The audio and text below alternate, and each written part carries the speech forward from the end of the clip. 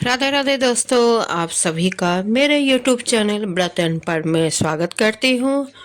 आज हम जानते हैं 22वें अध्याय माघ मास की महत्तम कथा में जो कैसे उन पांचों कन्या और उस ऋषि पुत्र का उद्धार होता है। इतना कहकर भगवान अंतर्ध्यान हो गए। तब देवानिधि कहने लगे, हे महर्षि, जैसे गंगा जी में स्नान करने से मनुष्य पवित्र हो जाता है, वैसे ही भगवान की इस कथा को सुनकर मैं पवित्र हो गया। कृपा करके इस उस स्त्रोत को कहिए जिसे उस ब्राह्मण ने भगवान को प्रसन्न किया। लोमस जी कहते हैं कि उस स्त्रोत को पहले गरुड़ जी ने पढ़ा। उनसे मैंने सुना है विप्र, यह स्त्रोत अध्यात्म विद्या का सार है, पापों का नाश करने वाला है। वासुदेव सर्वव्यापी चक्रधारी सज्जनों के प्रिय जगत के स्वामी श्री कृष्ण को नमस्कार है। जब स्तुति करने वाला जिसकी स्तुति किया जाए तथा सभी जगत विष्णुमय है तो किसकी स्तुति की जाए। जिस भगवान के श्वास वेद है, फिर कौन सी स्तुति उनकी प्रसन्नता के लिए की जा सकती है। जिसको वेद नहीं जान सकते, ना वाणी ना मन जान सकता है, उसकी स्तुति में अज्ञानी क्या कर सकता है। सारा चर अचर संसार जिसकी माया से चक्र की तरह घूम रहा है, उसी से है प्रभु आप चक्रधारी कहलाते हो। ब्रह्मा विष्णु आप ही हो। सारे संसार को उत्पन्न करने वाले ब्रह्मा को भी आप उत्पन्न करने वाले हो। जब जीव शरीर को धारण करता है तब उसमें ज्ञान उत्पन्न होता है। तुम सब सुखों के दाता हो, इसमें कोई संदेह नहीं है। आपसे संपूर्ण सुख को देने वाली बुद्धि उत्पन्न होती है। आप ही का 5 कर्मेंद्रिय, पंच महाभूत तथा मन के विविध भाव को ब्रह्मा विष्णु रुद्र की कल्पना से आप संसार की कल्पना इसी प्रकार करते हो जैसे पिता पुत्री की। कवियों में जो रूप शोभा देता है, उन निर्गुण विष्णु भगवान को मैं नमस्कार करता हूँ। जिससे मैं ज्ञान रखने से श्रुतियों में कहे हुए कर्मों को लोग करते हैं, उस परम ब्रह्मा को मैं नमस्कार करता हूँ। मैं उस सत्य रूप हरि को, जिसको योगी लोग सब प्राणियों में आत्म रूप में देखते हैं, उपासना करते हैं, जिसको अद्वैत कहते हुए गाते हैं और यज्ञ करते हैं, उस माधव भगवान को मैं नमस्कार करता हूँ। मनुष्यों को माया तथा मोह में पैदा हुए विचित्र आभास अहंकार तथा ममता को जानकर खो देते हैं, उन भगवान को मैं नमस्कार करता हूँ। संसार में मनुष्यों के मोह रूपी वायु से सदा भभकने वाली ज्वाला आपके चरणों कमल की छाया में पहुँचने से नहीं जलती। जिसके स्मरण मात्र से मोह अज्ञान रोग दुख दूर हो जाते हैं, उस अनंत रूप को नमस्कार करता हूँ। जिससे मिल जाने पर और किसी दूसरे की इच्छा नहीं रहती, जिसको जानकर अद्वैतवादी आत्मा को देखते हैं। यदि विष्णु शब्द का अर्थ और उसके विषय का ज्ञान एक ही होता है, तो इस सत्य से हे माधव, इस संसार की माया में फंसकर तेरे ही ध्यान में रत रहता।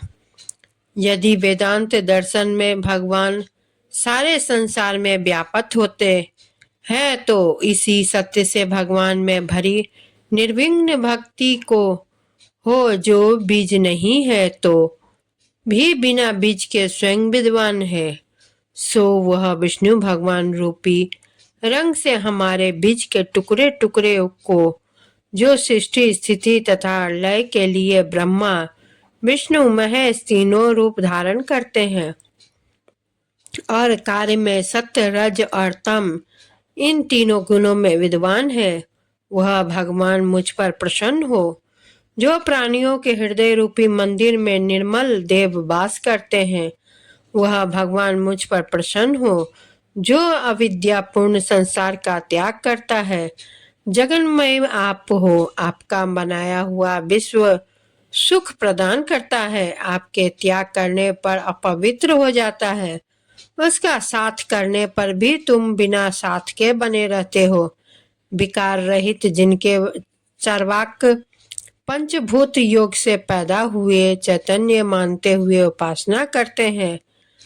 जैन लोग आपको शरीर का परिणाम मानते हैं और सांख्यवादी तुम्ही को प्रकृति से परे पुरुष मानकर ध्यान करते हैं।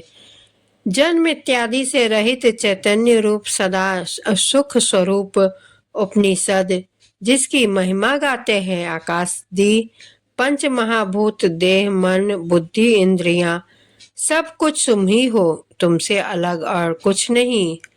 तुम ही सब प्राणियों को उत्पन्न करने वाले हो और मुझको शरण देने वाले हो। तुम अग्नि रवि इंद्र होम मंत्र क्रिया तथा फल सब तुम ही हो। कर्म के फल देने वाले वैकुंठ में तुम्हारे सिवाय कोई नहीं है। मैं तुम्हारी शरण में हूँ। सब प्राणियों के हेतु तथा इनको शरण देने वाले तुम ही हो। जैसे युवा पुरुष की युवती में और युवती की युवा में प्रीति होती है, वैसी मेरी प्रीति तुम में हो। जो पापी भी आपको प्रणाम करता है उसका यमदूत ऐसे नहीं देखते हैं जैसे उल्लू सूर्य को। प्रत्येक पाप मनुष्य को उस समय तक ही सुख देते हैं जब तक वह आपके चरण कमलों का सहारा नहीं लेता। जिसको गुण जाति तथा धर्म को स्पर्श नहीं कर सकते तथा गतियां भी स्पर्श नहीं करती, जो इंद्रियों के वशीभूत नहीं है, जिनके बड़े बड़े मुनि लोग साक्षात नहीं कर सकते, उन भगवान को मैं नमस्कार करता हूँ। जितने ज्ञान रूपी सुंदर गुण है, जिन्होंने सुख स्वरूप मोक्ष रूपी लक्ष्मी का आलिंगन किया, जिन्होंने आत्मस्वरूप सुख भोगा और जिन्होंने ध्यान रूप से मृत्यु को वश में कर लिया, ऐसे मुनियों से सेवित नमस्कार भगवान को नमस्कार है। जो जन्म आदि से अलग है, जिनको काम क्रोध आदि दोष दुख नहीं देते, उन वासुदेव भगवान को मैं नमस्कार करता हूँ। जिनके ज्ञान की गति से अविद्या रूपी मल शुद्ध हो जाता है, जिनके ज्ञान रूपी शस्त्र से संसार रूपी शत्रु का नाश हो जाता है, उनके दुखों के नाश करने वाले को मैं नमस्कार करता हूँ। जिस प्रकार सब स्थावर जंगम संसार को उत्पन्न करते हैं, इसी सत्य से भगवान मुझको दर्शन दे। इस प्रकार उसकी सच्ची भक्ति देखकर भगवान ने प्रसन्न होकर उस ब्राह्मण को दर्शन दिया और ब्राह्मण की स्तुति से प्रसन्न होकर तथा उसको वरदान देकर भगवान अंतर्ध्यान हो गए और वह ब्राह्मण कृत्य होकर भगवान में लीन हो गया और शिष्यों के साथ स्त्रोत पढ़ता हुआ तपोवन में रहने लगा। जो कोई स्त्रोत को पढ़ता अथवा सुनता है, उसकी बुद्धि पाप में नहीं लगती और न ही बुरा फल देखता है। उसके कीर्तन से मनुष्यों की बुद्धि मन तथा इंद्रियों स्वस्थ हो जाती है। जो भक्ति पूर्वक इसके अर्थ को विचार कर इसका जप करता है, वह वैष्णव पद को प्राप्त होता है। इसके सदैव पढ़ने से मनवांछित कार्य सिद्ध हो जाते हैं। मनुष्य सुपुत्र हो पाता है तथा धन पराक्रम और चिरायु प्राप्त करता है। इसके पाठ से बुद्धि धन यश कीर्ति ज्ञान तथा धर्म बढ़ते हैं। दुष्ट ग्रहों की शांति होती है। यह व्याधियों एवं अनिष्टों को दूर करता है, दुर्गति से तारता है। इसके पढ़ने से सिंह व्याघ्र चोर भूत देव पिशाच और राक्षस का भय नहीं रहता है। जो भगवान का पूजन करके इस स्तोत्र को पढ़ता है, वह पापों से ऐसे ही अलग रहता है जैसे जल पंख से कमल। जो इस स्तोत्र को 1 काल 2 काल या 3 काल पढ़ता है, यह अक्षय फल प्राप्त करता है। जो मनुष्य प्रातः काल इस स्तोत्र को पढ़ता है, वह इस लोक और परलोक में अक्षय सुख पाता है। वेद दूती का बनाया हुआ यह स्तोत्र भगवान को अत्यंत प्रिय है और भगवान के दर्शन कराने वाला है। योग सागर नाम का यह स्रोत परम पवित्र है। जो कोई भक्ति पूर्वक इसको पढ़ता है वह विष्णु लोक को जाता है, अब पिशाच मोक्ष की कथा कहते हैं।